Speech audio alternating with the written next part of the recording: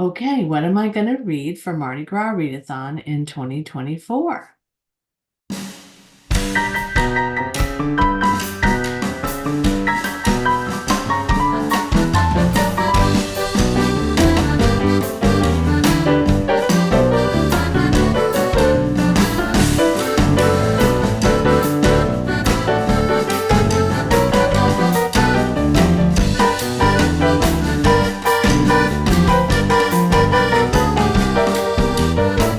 So I say this is a pile of possibilities because if you know me, you know a TBR is not necessarily something that works for me always, but I did want to have a couple of possibilities to share with you. And because it's a pile of possibilities, I can choose to read a couple of these. I could choose to read maybe one that would fulfill all the prompts almost. I mean, there's a lot of things that I could do here.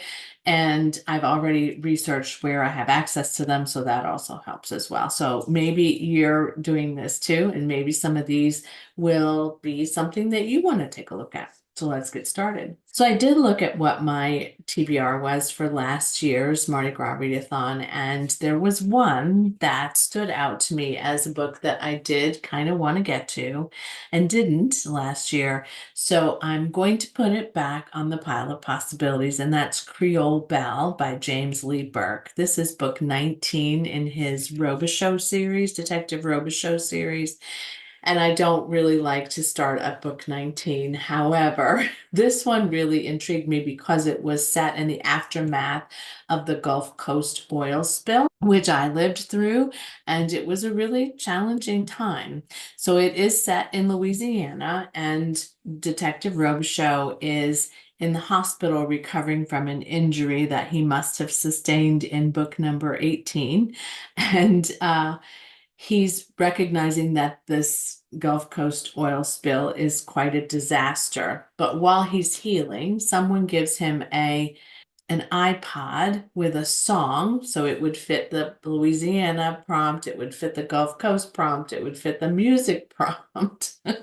And he's having sort of these morphine-induced dreams and visions of someone named T. Jolie Melton, who is actually missing. So he's having these kinds of connections to this woman while people are trying to actually find her. Here's the quote from the New York Times Book Review that really has always made me want to read this book. It's a work of dark and radiant brilliance. Creole Bell is a novel that shows how the sins of the fathers poison the ground their children walk on. I know it sounds really good. So in bringing back that one to the pile of possibilities from last year, I have a couple others that I might choose from last year's pile, but this one is more toward the top of that list. I have two possible nonfiction reads, so I'm going to bring those to you first at the top of this new list, just because it's easier to group that way. So the first one is In the Sanctuary of Outcast by Neil White. I own this on my Kindle and have owned it for years and haven't gotten to it.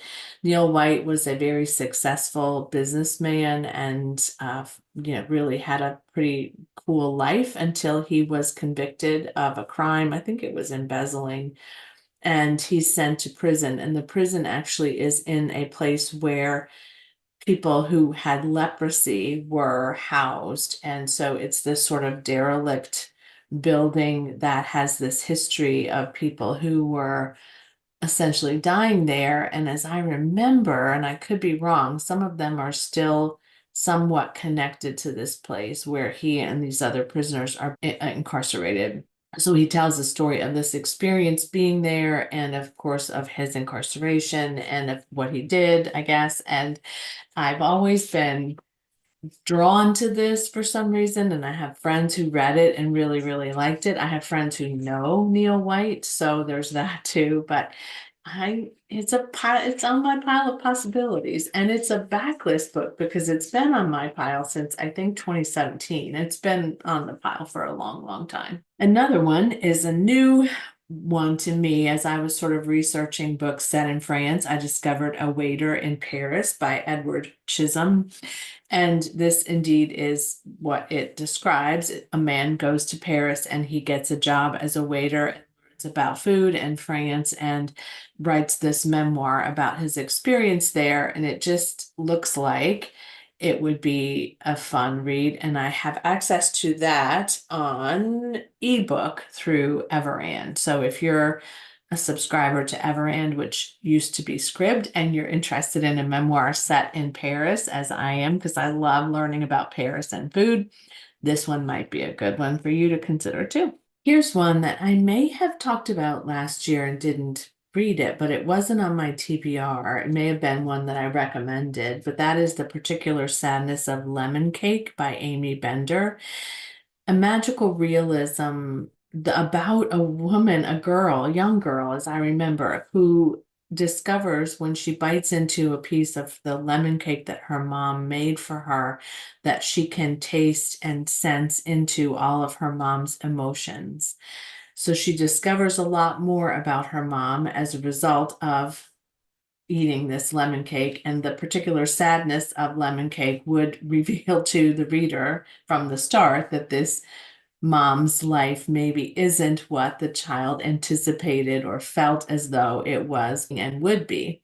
So it really examines sort of the, I guess maybe there's a little bit of lightness to it, but also just knowing that you know something about someone that you love that maybe is a dark kind of secret or dark emotion for you to be carrying as well. It does sound dark, but it is about cake, and it is one that I've wanted to read for a number of years. So we'll see if I get to it. Another one, interestingly, is almost identical in some ways, the way that it's titled as well as the author. So this one is The Coincidence of Coconut Cake, and it's by Amy Reichert, Amy E. Reichert. So I think the E is significant, possibly. What drew me to this is it says it, and I think it's lighter than the lemon cake title. This one says it's You've Got Mail meeting How to Eat a Cupcake, which I have never read How to Eat a Cupcake. So it's about a chef who decides to open up a French restaurant in Milwaukee, Wisconsin, and try to create this beautiful experience for herself as well as those who come into the restaurant. And a chef or a food critic comes in and gives a pretty awful review. And so she ends up, he's British as well. So she ends up meeting with him, and they begin to talk about this particular review, and I think they get to know each other, and it's possible that this ends up being an enemies to lovers kind of situation. I love You've Got Mail. So there's that. I love that movie so much. It's one of my it's in my top 15, really, and I watch it all the time. And I can read that one through an ebook version on Everand as well. So that's a possibility if any of you are interested in the one about the coconut cake. In the same vein, Midnight at the Blackbird Cafe is by Heather Weber. I'm not sure why these books about food are standing out for me over the other prompts, but they are. Maybe I'm just super, super hungry. I have a couple of friends who have listed this as want to read too, so I might see if one of them wants to do a buddy read with me in the Mardi Gras marathon timeframe. But this one is a captivating blend of magical realism, heartwarming romance, and small town southern charm. So here's another prompt that this one fulfills, which is another reason why I picked it up. It's set in Alabama, and Alabama was actually one of the founding states on the Gulf Coast to bring Mardi Gras here into the US. So I think that that's fitting, and it's also about food.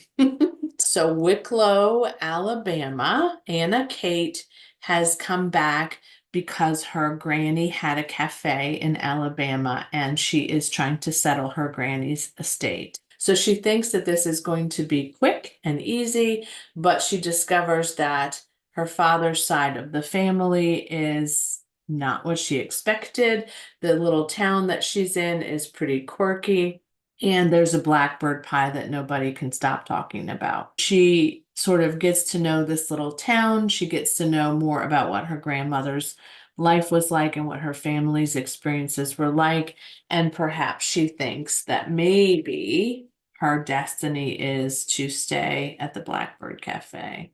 So Lindsay from Lindsay's Little Library gave this 4 stars. And a good friend of mine that lives nearby that I used to work with gave it 4 stars too. So I think that it's potentially a good read for me because I have similar taste to both Lindsay and my friend Dina. For the prompt about music, I already talked about how one of these might interweave with that, which is the James Lee Burke title.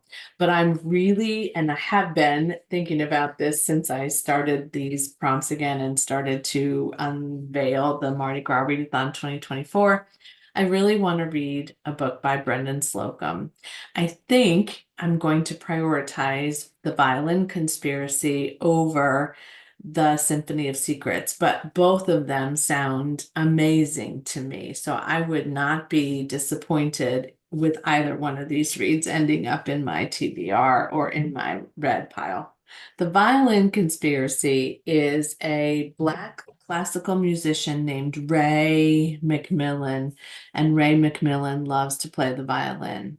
And he is in a number of competitive events and concerts so that he can continue to rise, even though his parents don't necessarily see playing the violin as a steady level of income or a particularly prudent choice for him.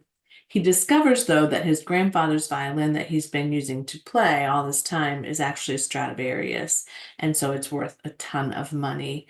But then the violin is stolen. And so this is the story of what happens to him as a result of that and what happens to the discoveries about the family and his descendants and all of the things that happened in this grandfather's life. However, if I decide to choose Symphony of Secrets, this one is about a professor who discovers a secret about an American composer who has claimed he's something that he's not. And he discovers that this American composer stole the music from a composer named Josephine Reed. Vern Hendricks will stop at nothing to give Josephine the recognition she deserves. I know they both sound really, really good. It'll be hard to decide, but I have access to both of them at my library in physical form, and I have access to the ebook on Libby as well. I don't think I mentioned I have access to the Blackbird Cafe on audiobook on Libby. And then the last one I'm going to talk about today is our group read, which I'm absolutely going to read. I have access to this on Kindle Unlimited, as I mentioned in the release video, but I also have ordered a copy of it. It should be arriving in my mailbox this coming week. So this is number 1 in the Skip Langdon series. That's a detective that Julie Smith has written, and there are at least 11 of those currently in that series. I maybe more, but I think there are 11. And this one, of course, is set on Mardi Gras Day in New Orleans, and a socialite, civic leader, kind of a big guy, big deal. Chauncey Saint Amant has been crowned as Rex, which is the king of this particular carnival crew. And Chauncey is killed by someone in a Dolly Parton costume, which then means that this could be a man or a woman. This could be a child of his, apparently. This could be a number of people. It turns out that Chauncey had a lot of enemies, and so he is no longer alive. Skip Langdon begins to investigate who killed Chauncey, and it sounds like it's kind of funny, but also hopefully, intriguing and plotted well. So we will see, because we will read this as a group. If you choose to do so, we will have a wrap up on the last day of the Mardi Gras Readathon, which is February 13th. So I'm looking forward to this one. And like I said, I'll have my hands on it in physical form very soon, and I'll also have access to it on ebook via Kindle. When I realized how many of these that I have talked about today were available on Kindle, I thought, I might really want to read this one physically, because one, I want to support Julie Smith, because I mentioned in the previous video, I actually know her, but two, I do want some of these to be in physical form. So I do have access to physical form for the Brendan Slocums. I have access through physical copy for this. And I think there's one more that I could get from my library. Maybe the Blackbird Cafe. I think that one was available too in my library. So I have lots of options. And I am trying not to purchase as many books this year, to add to my shelves. I'm going to try to do my best to not buy a bunch of these books. We'll see what happens. Thanks for joining me today. I can't wait to hear what your TBR is for Mardi Gras Readathon 2024. If you are reading any of these, let me know that as well.